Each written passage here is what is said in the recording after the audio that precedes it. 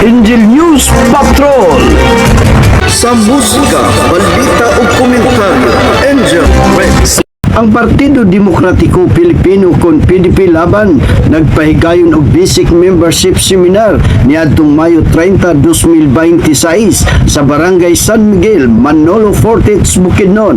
Kini gipangunahan ni President Rodolfo Pong Pancrudo sa VAC Region 10. Gitambungan kini sa mga nagkalain-laing lugar ng mga opisyalis sa maong kapunungan diin ang katuyuan niini aron mapalambo sa pagkigiusa ug mudaghan pa ang mga miyembro sa pagpangandam alang sa umaabot nga piniliay. Sila naman ang naibahog.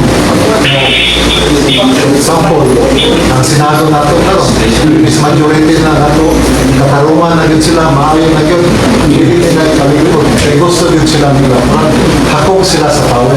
So ang katawhan, kung dili mag-iusa para pagsumpuan ng binuhan nila, wala din mahimo. Hindi kita sa Manolo Fortich.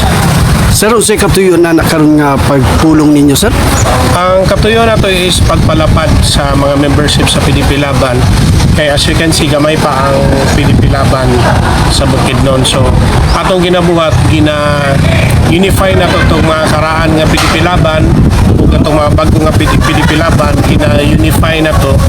Unya, ga-expand ta, gadugang tag mga members sa PDP Laban. Kay as you can see, opposition ang PDP Laban, pero there will come a time nga mahimo na po siya og dominant party, mahimo na po siya og admin, munta kabalo sa dagan sa from obscurity, from nothing.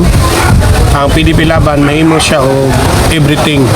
Siya na po ang mahimo nga dominant force pag-abot sa panahon, especially in preparation sa 2028 natong ginaambot na CBP sa Kamuli sa our next president. Kini nga balita atod kaninyo gikan sa Ferolino Marketing nga may tigama sa sukang pinasarap ni Biboy. Gikan diri sa lokasyon, ako si numero 4 Angel Edgar Ferolino para sa Angel Eye, Patanang Bayan sa Angel News Patrol. Reporting.